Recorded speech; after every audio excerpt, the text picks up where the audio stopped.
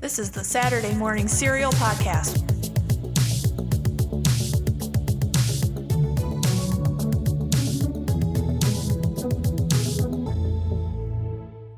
What's up, everyone, and welcome to another episode of Saturday Morning Serial. I'm Amanda, here with Mike, and today we are talking about Marvel's newest film, Thunderbolts. And for me, it was a surprising treat. I don't know about you, Mike. You said it was okay. Yeah, it was great. Yeah, so let's dive into the discussion. After finding themselves ensnared in a death trap, an unconventional team of antiheroes must embark on a dangerous mission that will force them to confront their darkest corners of their past. Thunderbolts was directed by Jake Schreider and written by Eric Pearson, Joanna Carlo, and Kurt Busiek. Thunderbolts stars Florence Pugh as Yelena Belova, Sebastian Stan as Bucky Barnes, Wyatt Russell as John Walker, also known as U.S. Agent, Olga Kurylenko as Antonio Dreykov / Taskmaster, Lewis Pullman as Bob Sentry Void, Geraldine Viswanathan as Mel, the great David Harbour as Alexei, Shostakov, there we go, and aka known as the amazing Red Guardian. Hannah John Kamen as Ava Starr / Ghost, and Julia Louise Dreyfus as Valentina Allegra de Fontaine. Mike, why is the carpet all wet? I don't know, Todd. First, we will have a spoiler-free discussion. Then we'll issue a spoiler warning before we deep dive into the film. So, Mike, what is your experience with these characters before we saw this movie? And what did you think when this film was announced that these anti-heroes will be sharing a film? The premise reminded me a lot of Suicide Squad, which came out in 2016, and then they had that kind of like sequel reboot thing. Birds of Prey, yeah. And The Suicide Squad. And I wasn't a fan of either of those movies too much. So I was interested to see if Marvel could do any different with a group of anti-heroes coming together, and they did a really good job. My experience with these characters had just been essentially just the Marvel movies themselves and the TV shows, because I'm not too familiar with these characters in the comics and video games, other shows, or anything else like that. So, yeah, how same. about you? Yeah, same. I mean, there's Falcon and Winter Soldier, where I feel like you do have to watch before seeing this film, because there is a character in it from the series, and then Sebastian Stan is back as Bucky Barnes, and I don't know if there's some elements from the Captain America movie that just came out too that's in this film. But as far as the characters go, yeah, same here. I mean, we've seen them in the movies, so they're kind of like these outcasts that come together because they all share like this common like thing where that's what they are. They're outcasts. They are very misunderstood. So they hilariously form this group. So, yeah, the movie progresses very well with that. Are any films necessary viewing before Thunderbolts, and did the film give enough detail about the characters to warrant a more casual watch? Well, it's like I said, yeah. I mean, the Falcon and Winter Soldier definitely. For, what was his name? His last name's Walker? John Walker. Because he's really big in this movie. So, to catch more of his backstory, definitely watch Falcon and Winter Soldier. I mean, they do touch briefly on what he's all about. I used to call him like the off-brand Captain America, and so does the whole world, and they kind of play on that too in this film. But yeah, I think you do need to do your homework a little bit before seeing this movie, because it does call back to the previous Captain America movie with Red Hulk. Valentina is back. I know she was a big deal in that movie. And then you got Ghost, you got Red Skull. You got Yelena. Those are from Guardian. Red Guardian. I'm sorry. I always mix those guys up. There's too many Reds. Red Hawk, Red Skull, Red Guardian. But anyway, yeah. I lost my train of thought. Yeah. So, Black Widow, that movie that came out.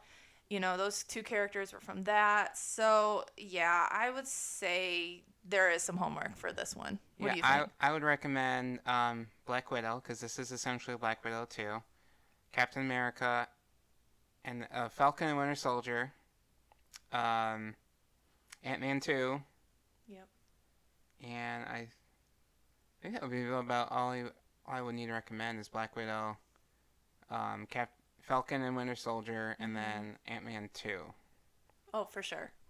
Yeah, so they do touch upon the backstory of most of the characters very slightly, but again, you want the full effect when you watch this movie because there are a lot of emotional scenes in this movie and a lot of deeper character driven themes, and you want to be able to feel those to their full effect. Like, they do cover John, they don't really cover Ghost or Taskmaster or anything like that. So watch those previous movies I mentioned, and you'll be up to snuff. Yeah, I agree. Yeah, because like these kind of characters, you kind of you crap on, to say the least, in these movies. But then it's like this film really gives them more character, and you start to really sympathize with them and see who they are. So I agree with that. Without spoiling the film, Mike, can you recommend it? Yeah, I would recommend it. I'd also, again, go back and say watch those previous movies so you get the full effect and you really understand what's going on. I think a more casual viewer would like the film because it's so funny and it's action packed and it's got everything you want in a movie, but you do want that deeper effect. Mm-hmm. So definitely do see this movie. And there is a great post credit scene as well. So definitely a high recommendation and a great Marvel film. Yeah, I agree. I think I was very entertained. There's a lot of humor in it. It was just a good old fashioned Marvel film. So I definitely recommend it as well. So now we're issuing our spoiler warning. We're going to get into the deep nitty gritty of the film and we're going to be discussing spoilers. So if you haven't watched the film, please go watch it and come right back. So, Amanda, we really became attached to these characters. So, what would you say that the overall message of the film was? I think a lot of it was like I'm not gonna really say depression per se. It's more of like feeling isolated and alone, um, and you just kind of ignore the fact that you feel these things, whether you're gonna do good with your emotions or bad with your emotions. Like these characters all had this common thing of they were alone. They didn't have anybody. Um, they had no friends, like really no family to lean on. We see Elena like mourning her sister still, and her and the Red Guardian. Red Guardian's pretty much her dad, and she needed him. They weren't communicating for a while, so that's just this common thing is like you're not alone. You have friends by your side, whether you know it or not. So yeah, I think that's pretty much. What do you think?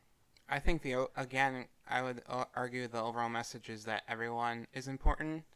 Everyone deserves love not only from other people but from themselves and forgiveness.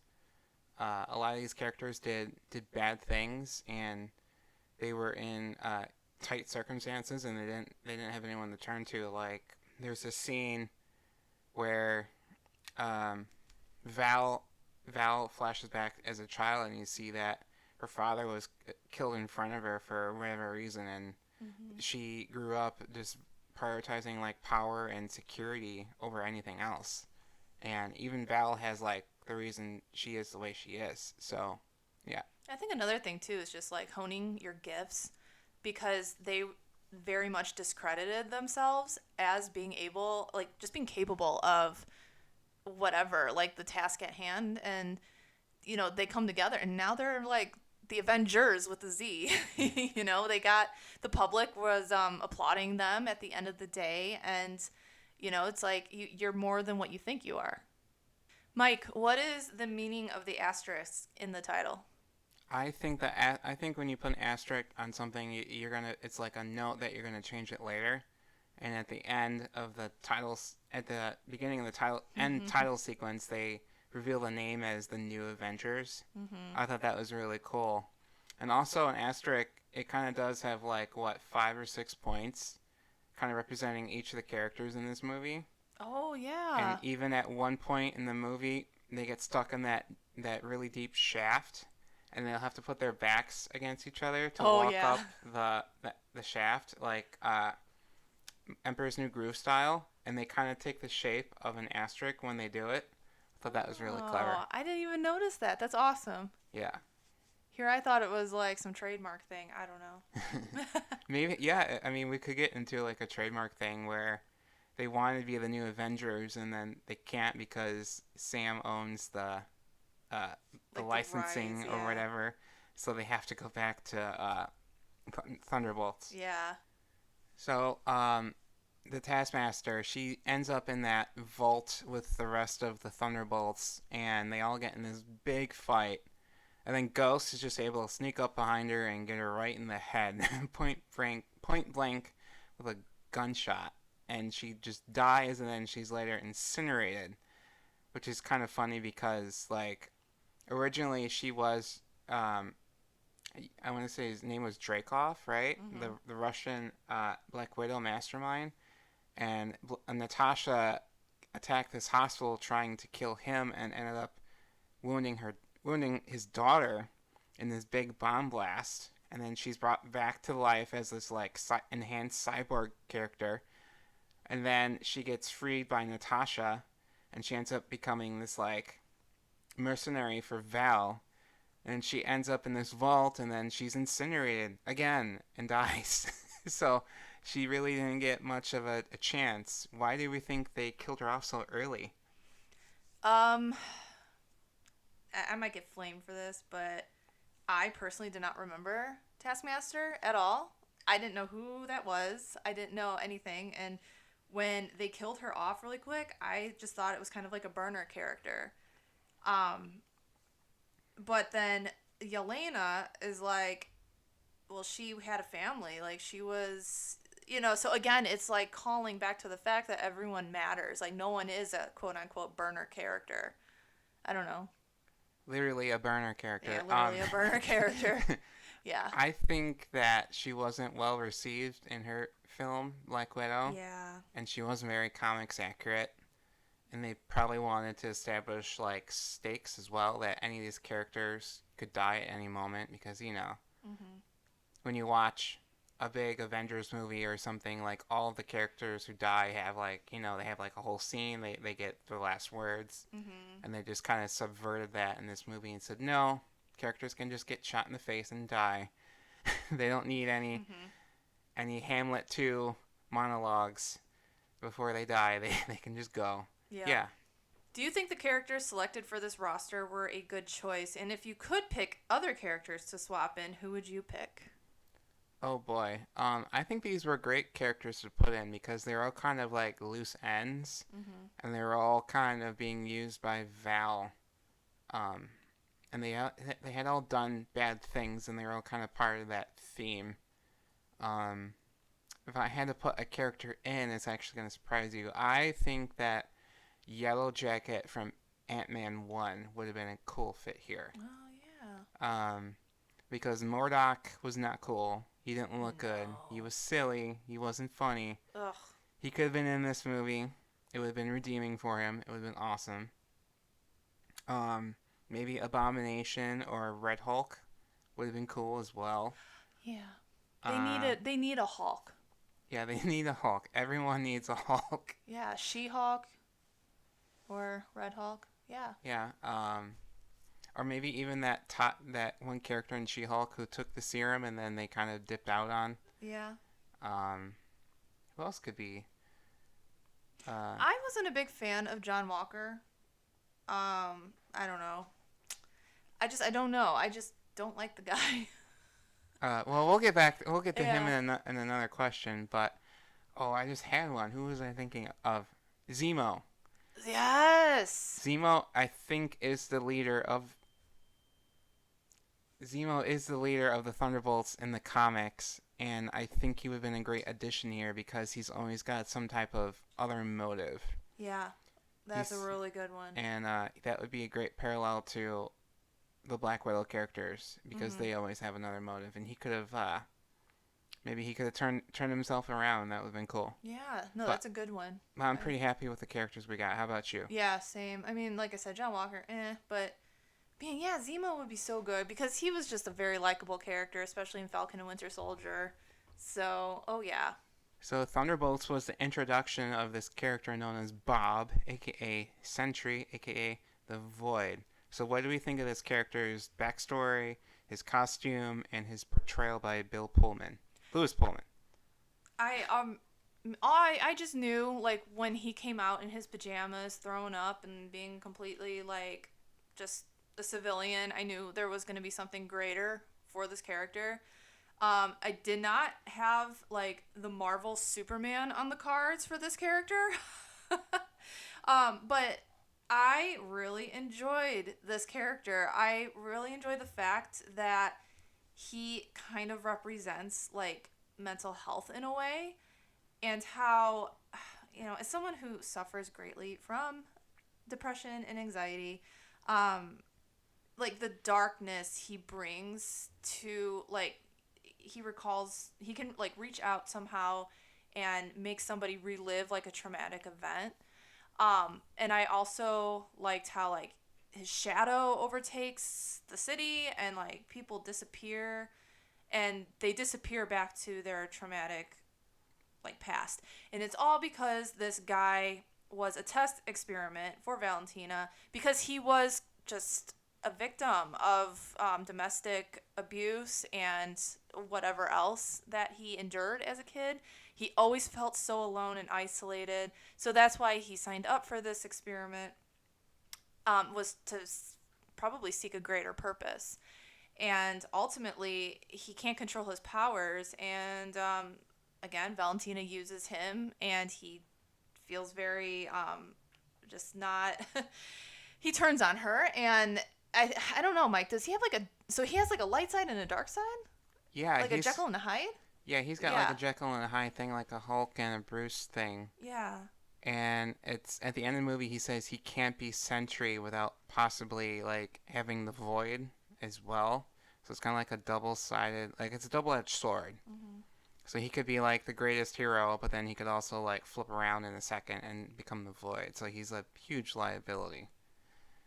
Yeah. I really liked his powers. I thought they were really well displayed here, especially like you said, the use of the void effect where he would turn people into shadows. Mhm.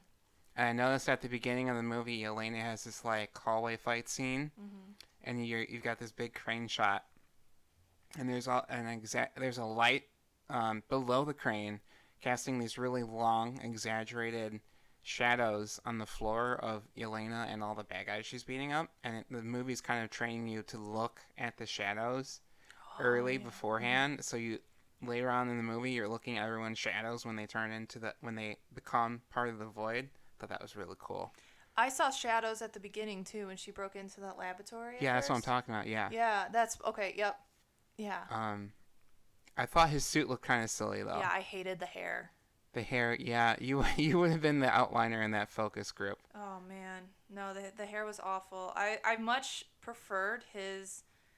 I don't probably his dark side because it was cool. You could use that to someone's like to your advantage. Like if you want to take down a bad guy, maybe you can humble the bad guy somehow by putting them back in their traumatizing thing and show them that everything's okay. I don't So know. so there's this character in Marvel called Ghost Rider, and he has this ability called the penance stare, and he can stare at a character and they will feel like Ooh. they will like suffer. If they feel regret over anything, they'll suffer, Oh man. and they'll just like disappear into themselves and like suffer for eternity. And Ghost Rider pulled up on the Punisher one time and like gave the penance stare to the Punisher, and it didn't work because he didn't feel any remorse about what he had done.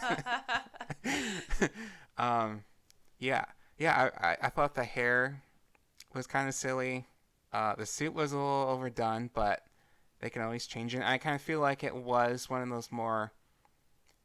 It was supposed to be kind of campy or cheesy on purpose because that Yeah. was what Val decided it was, and Val has Mhm. this like inflated idea of what like a good person is because Mhm. she's not a good person. Exaggerated it. Yeah, she Yeah. exaggerated everything, and she's like, well, this is what makes a hero, this and this and this and this. So yeah, Mhm. I thought Lewis did a really good job because there was just something like really off about Bob, and you Yeah. couldn't quite put your finger on what was, and he kind of came off like bipolar, Yeah. and that's kind of what Sentry and the Void represent. And there's like these two Yeah. up and downs that he can have. Yep. Yeah, he was a great character. I thought he was great. He just I wanted kind of ship him friends. and Yelena. Yeah, I was about to say he just needed a friend. He just needed a friend or a hug, Yeah. and that's what he got at the end of the movie. Yeah, Yelena needed a hug too, so they both needed a hug and they found it in each other. I also find his powers too kind of like TVA ish, where you're stuck in like this, like in the. Yelena was trapped in her like traumatizing event and it was like played on loop. Yeah, It reminded me of when Loki was in a time loop at the TVA. I he don't know. kept on getting kicked in the In in the the. manhood. Yep. This is the second group of misfits to form a group and become a fond family. So, how do the Thunderbolts compare to the Guardians of the Galaxy? I think that the Thunderbolts are not as funny as the Guardians, but I Yeah. think that the Thunderbolts are way more relatable, way more grounded, and they have better chemistry. And they're all Uh, human. and they don't disservice like the female characters in the group. Mm-hmm. Like, sure, they shot Taskmaster in the face, Mm-hmm. but all like this film was a Yelena story, and everyone was there to kind of service her. And I would watch this again over watching another Guardians movie because those Guardian movies were just so sad, especially that third one. Yeah. And this was it has those high and low points like Bob does It's to balance it out. very relatable, very human. I'm not saying like the Guardians, their emotions aren't valid, but it just, I don't know. I think in a world now where mental health is a big concern and a big deal, this movie definitely touches on that, and you can relate to it that way. So the Thunderbolts are able to break through a dreamlike dimension, confronting their deepest, darkest memories, and appeal to Bob. This sequence is very familiar to one of your favorite movie franchises, It. So who did the sequence better? The Thunderbolts, honestly, I thought the end of It Chapter 2 was one of the weakest points in those films. Um, like when Pennywise's head like splats on the rock, I'm like, what in the heck is happening here? Like those effects are weird. But anyway, yeah, I mean, they're both valid. They're both great. Great films, but I think again because this is very it's Marvel and it's just very well done because the characters all have a common purpose and that is to confront and accept their flaws and to beat this villain. So, and that's what I think like It Chapter 2 kind of lacked was I mean they were all children when their events happened and they're afraid of Pennywise. Um Whereas in the Thunderbolts, they're not afraid of like a monster. They're afraid of themselves. They're afraid of their traumatizing event that made them who they are. So again, that just speaks on a more human level than what you would find in It Chapter 2. How about you? Yeah, I agree, and it was kind of cool that they were all in the same nightmare scenario, Mm-hmm. and they all had their own. But then they got into the same room, Mm-hmm. and they didn't need to defeat the monster. They needed to accept the monster. Yeah. Like Bob needs to accept that the void is there, that everyone has highs and lows and down points, but that doesn't mean you can't move on with your life. You don't have to give in to that. No, for sure. So the Thunderbolts was marketed as an ensemble film, but who do you believe is the main character and why is it Elena? It's Elena because she's so cute when she talks with a little Russian accent. Um, yeah, it's Elena. Everything pretty much centers around her. Yeah. It's definitely a Elena, Bob, and Val story. Mm-hmm. So if you're coming to see Bucky and you want more Bucky, he's here, but he's not. He's not the centerpiece of the film. Yeah. He's there in a supporting role, Mm-hmm. which is what he's always kind of been. So Yeah, I agree. A lot of it was Yelena, and she was kind of the ringleader of the pack. And I think there was a calling for her, like, you can be a leader or whatever, and then she is the one to kind of, like, show a good example to the rest of them. And yeah, she really much relates to Bob. She's nice to Bob right at the beginning. So, of course, her and Bob form this relationship, whether it's platonic or whatever else. I know you're shipping them right now. So, yeah, and Mike, you're just in your Florence Pugh era right now. She's awesome. I've been watching all of her press tours, and I'm just so amused by her. She loves to cook too. So I know we didn't discuss this question beforehand, but now that Florence Pugh is the new Black Widow, do you prefer her over Natasha? Oh man, I don't know. Natasha is the OG. You know, no one will replace Natasha. So, yeah, that's not. I mean, I wouldn't call her like. I don't want to pit them against each other because they're sisters.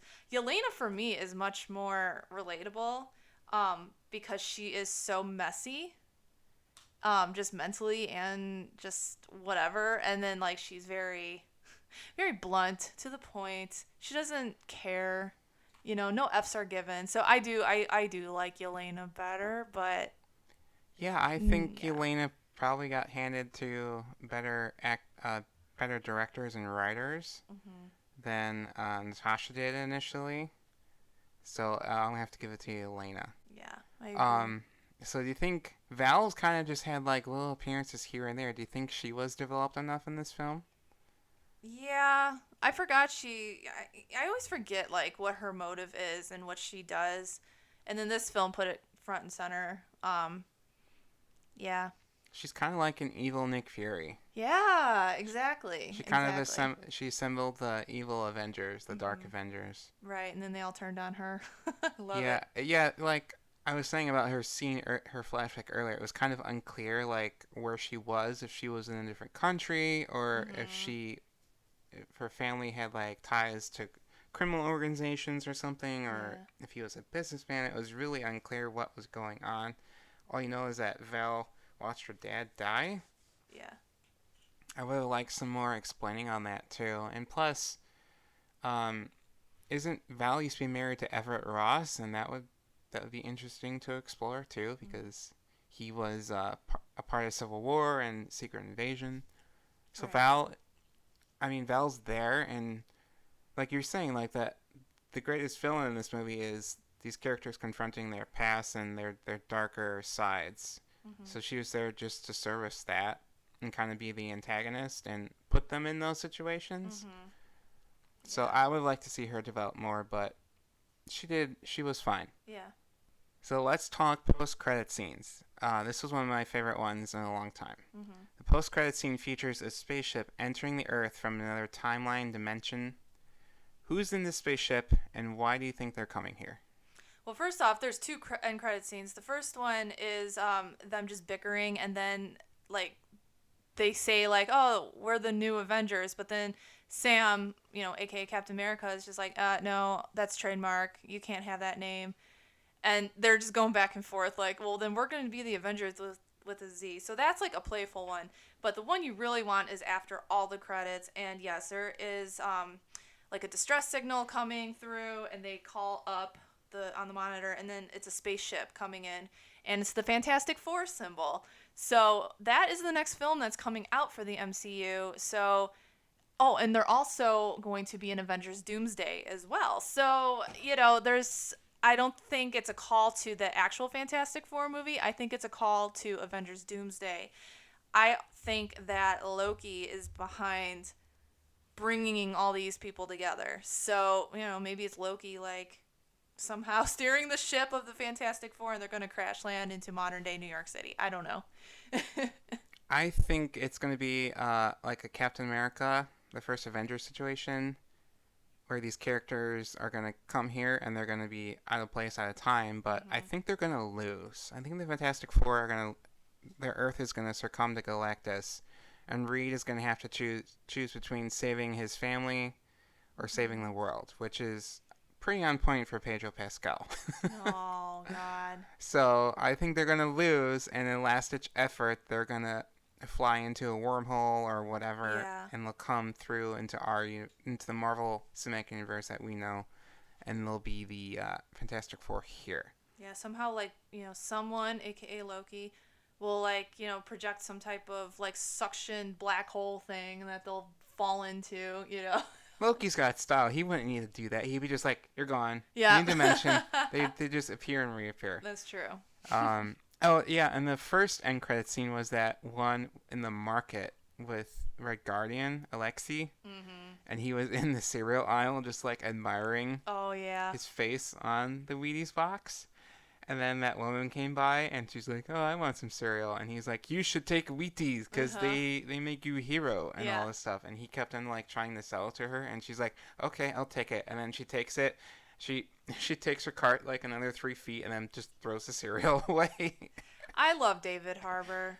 I mean, I met the guy and he is the absolute sweetest. So I think that really like helps me be a fan, is just knowing how kind he is and how much he enjoys his act. Like, he loves acting and he loves every character he plays. You see he puts 100% into it, and you can definitely tell with the Red Guardian how much like he has put into that. He's just a joy to watch. I love him. Did you see him? They had the limo service. They had that at the Marvel premiere.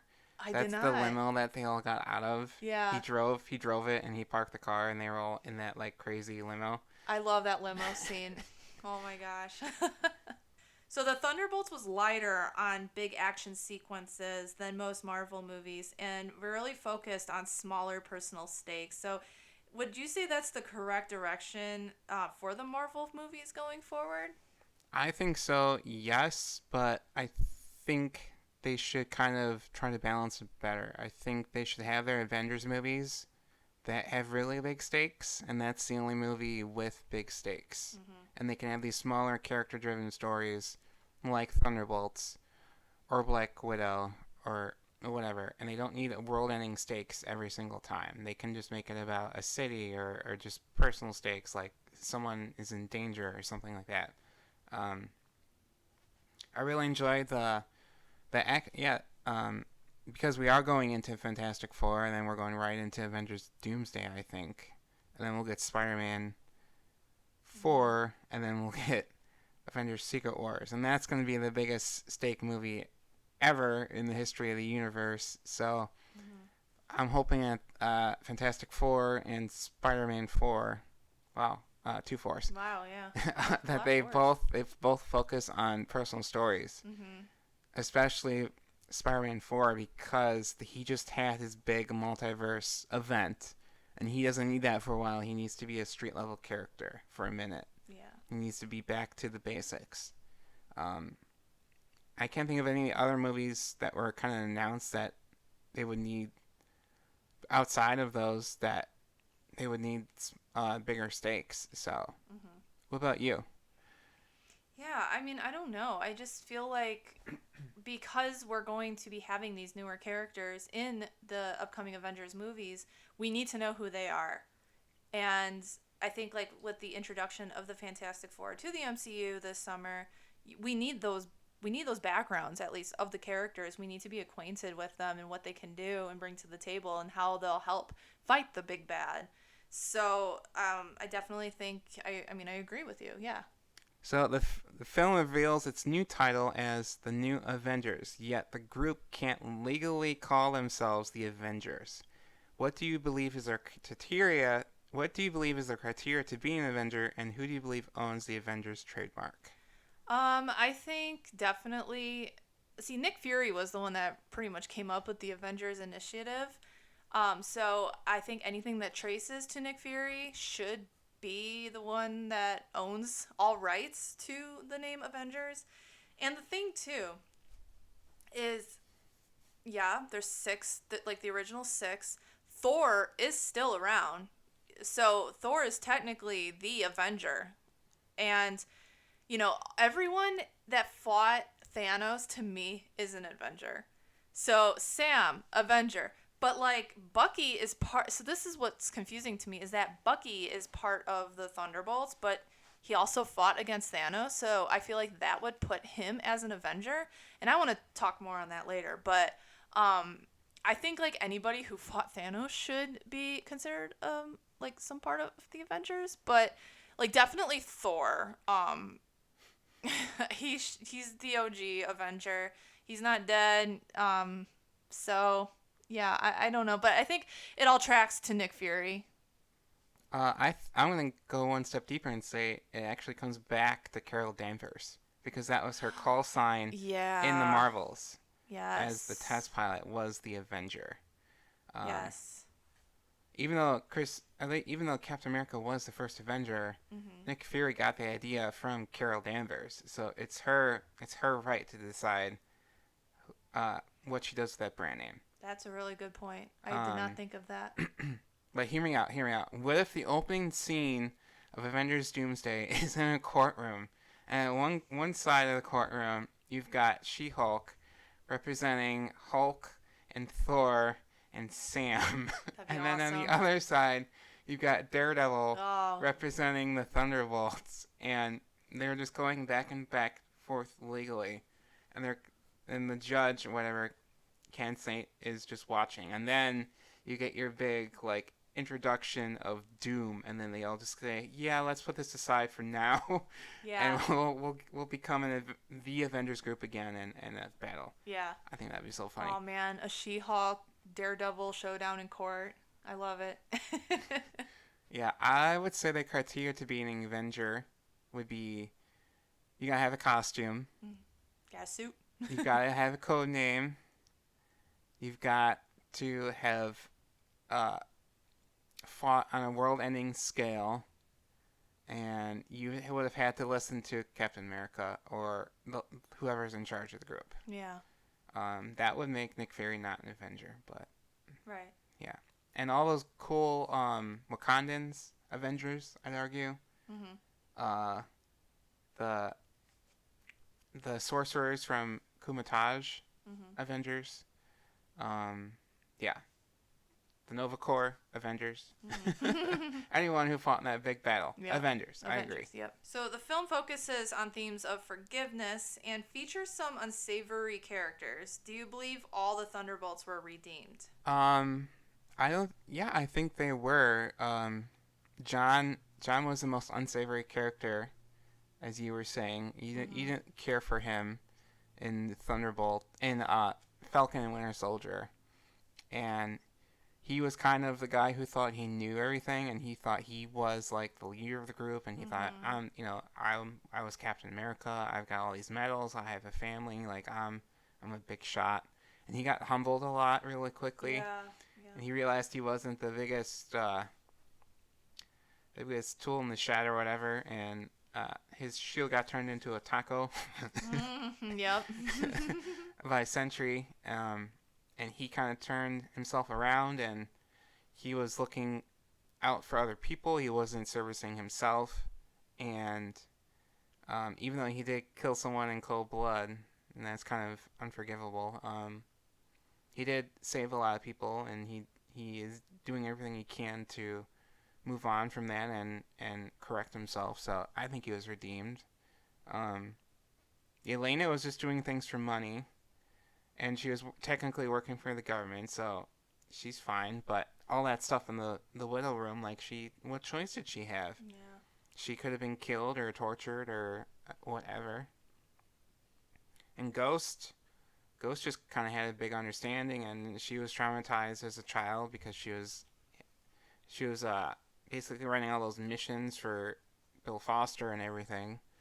And she became an Avenger at the end of this movie, so she's great. And then they don't really cover on Red Guardian doing anything other than espionage Mhm. in the Widow movie. So he never really had to be redeemed. He was just kind of obnoxious. Yeah. He's just the dad of the group. um, and Bob, at the end of the day, Bob never killed anyone really. Yeah. He kind of acted in self-defense against those soldiers.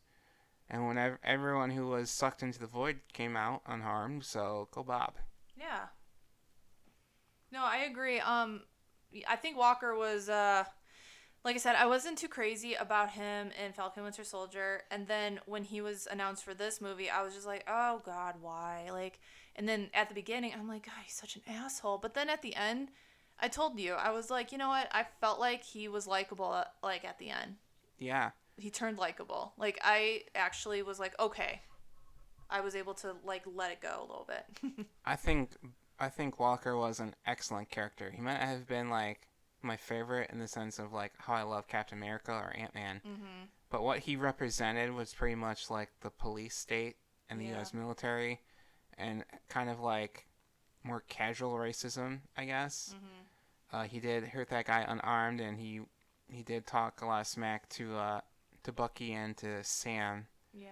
But what he represented definitely was great, Mm-hmm. and he turned around in the end. Yeah. And hopefully he continues to do good as Mm-hmm. part of the Avengers. Mm-hmm. So we've been talking a lot of praise for this movie, Amanda. But do you have any negatives for this movie? Yeah, I have a few. My first one is probably Val. Again, I don't know. I don't think she's a strong enough character for the MCU because she has been like dipping in and out of a lot of movies and shows recently, and like it's hard to put it all together what she's all about. So I had to really like dig in my memory and try to remember what she was doing. So I was a little confused at the beginning. I'm like, why is she in trouble? What is she doing? And then like, why are these people working for her? And why is she trying to kill them? Like, I just had a lot of questions about her motive. Probably the first half of this movie, and then I figured it out. But another big one I have is the usage of Bucky. I I don't know if I get that he wanted to expose her, and he's the one that like made the Thunderbolts, our cast here like form together, and but I feel like he was just kind of like indifferent when it came to like them. Like he had a mission to expose Val, and I feel like that was his primary focus, but like I don't think he really cares too much for the Thunderbolts. I don't know. I don't know if that was just Sebastian Stan's like choice of acting. Um but I mean at the end of the day, like Sam is his bro, so like why is he hanging out with the Thunderbolts when like him and Sam are besties? You Yeah, know? he was kind of like really like, oh no, Val's doing stuff. Like Yeah. even like they cornered him in that press junket, and he was like, yeah, I guess I gotta stop her. She's doing bad things. Yeah. I think he wanted to try to play more like a behind the desk type character, and he was kind of over being an Avenger.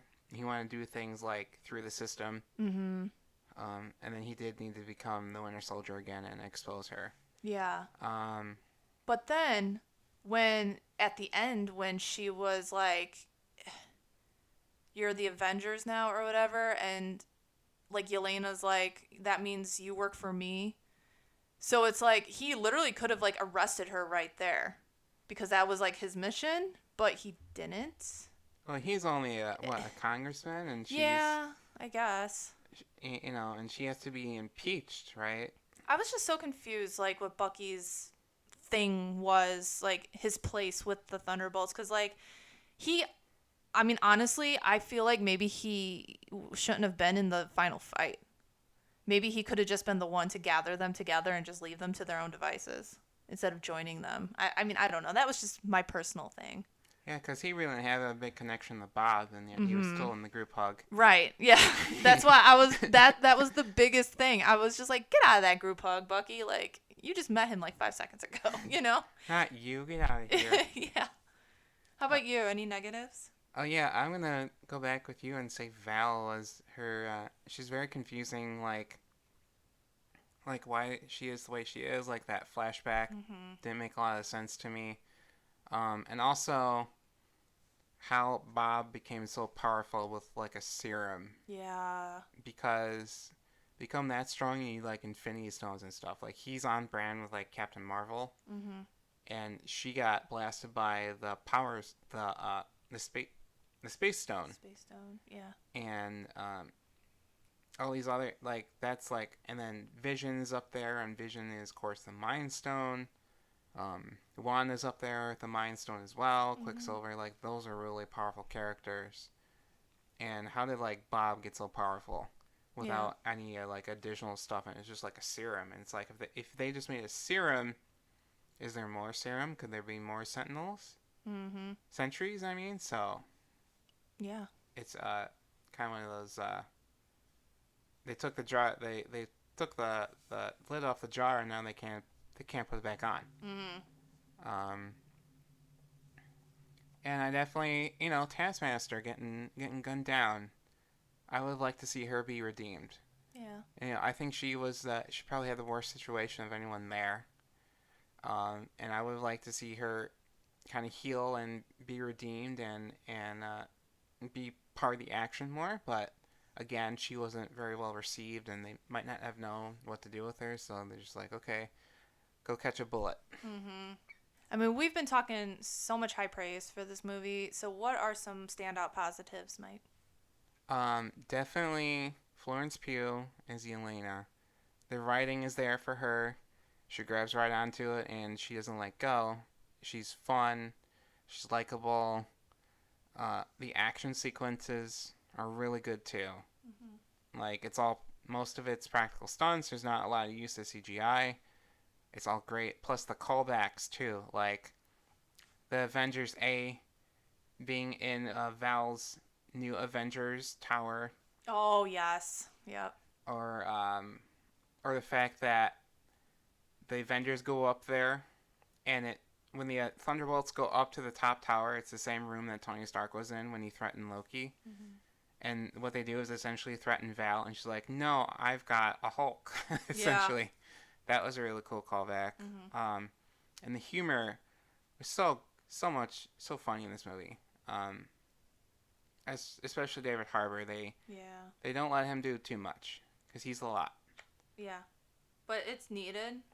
There are some tense situations. So, even like Yelena, like cracking like a dry joke is so funny. But yeah, I agree with the Avengers Tower, how she was like at the bar when they walked in, like Tony was when Loki walked in. I also really enjoyed the like effects of the shadow and how when the people disappeared, it was just kind of like a blip. And it wasn't like a Thanos blip. It was literally like a disappear, fade into a shadow blip. It was really cool. I liked how they did that. Yeah. Um, and the editing, the script too. It felt like this movie wasn't made by like a committee of people, and they really got the director to get their vision, and they didn't have to do reshoots or edit around this or that, or manipulate it because it was so heavily tied into another project that was changing. Like, it felt really cohesive. Like when we were watching Brave New World, like it seems Mm-hmm. like they cut so much and they move things around, and or watching Daredevil, and the first episodes of Daredevil are really okay, but then you get to the middle part and they're so choppy, and then the ending is better. So Mm-hmm. it seems like the strikes or whatever, the Bob Chapek and whatever he was doing, like that demand, and Kevin Feige being involved in too many projects, it seems like that had all kind of leveled out, Yeah, I and agree. Marvel was back to becoming a quality machine again. Yeah. So definitely props to the script, the directing, the acting, all very well done. Mm-hmm. Agreed. So Amanda, would you watch a Thunderbolts 2? Honestly, not really. I don't think it's needed. I think we'll definitely see these characters again pop in and out of movies. I mean, they're in Doomsday. So, very much a possibility that they could even be in some Fantastic Four stuff, maybe. Um, I don't really care to see another Thunderbolts. How about you? I would like to see this particular group of characters again, but I don't think they need to be the Thunderbolts. I think they can pop in and out of other projects. Mm-hmm. Like, like we will see them in Doomsday, and maybe they'll be in the end credits of Fantastic Four. Yeah. Tie that all in together. Yeah, I don't think we need a Thunderbolts 2. I think this is a great one and done. because like the title, like the end credits says, it's like the new Avengers. Like this was like kind of like a halfway Avengers movie. Mm-hmm. So yeah, we don't need a Thunderbolts 2, and they can do more interesting stuff with these great characters. Yeah, agreed. So, what do you think will happen to these characters going forward? Um, I think that a few of them are going to get killed off. I don't think Yeah. I don't think Sentry is going to be around very long. I think he's such a big liability. He's going to have, when Doom comes, he's going to have the biggest target on his back because he's essentially the strongest one. And I'm sure Doom will either take him out psychologically or he'll just overpower him somehow. Why do I feel like Red Guardian might die? I thought, like, honestly, I had an inkling that something bad was going to happen to him in this movie because I'm like, he's just such a, dad. And, like, losing him would, like, be such a stab to not only now Yelena, but everyone else. Yelena's lost so much. I Let's know. leave her alone. I know. I think, yeah, I think a few of these are going to get killed off because I don't know what other kind of stories they could tell with them. I'm sure they might end up being fodder. Right. So my biggest, I would bet mostly on Sentinel and Red Guardian because those are powerhouse characters. Yeah, I agree. And like you said, Red Guardian is kind of like this heartfelt character, and he would kind of motivate the other characters, and he's the one who gave this speech in the movie to Yelena. So yeah, I think he'd be up for grabs. The characters they'd kill off. Yeah. All right, and that'll do it for our discussion on Marvel's Thunderbolts. Make sure you guys go see it in theaters and let us know how you like it because it was a great time.